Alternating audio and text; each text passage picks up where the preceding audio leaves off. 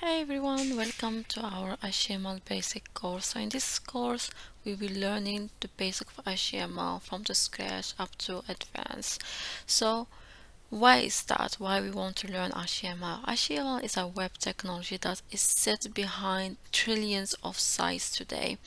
In the basic HTML course, you will learn how to create pages using headings, text, images, links, and also you will learn the basics how to create a web page from scratch.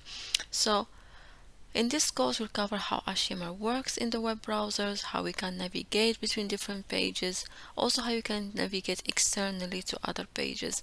The best way is also to display your content on the web, how to display text, images, tables, lists, and by the end of this course, you'll be able to build pages from scratch.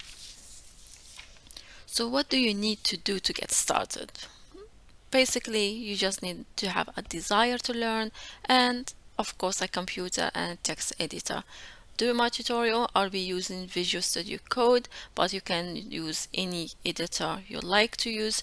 And if you have any questions, we are not sure what to use, you can just post your questions in the comment section and I'll be more happy to guide you through this. Okay, so stay tuned with me in this course and let's get started with our next video.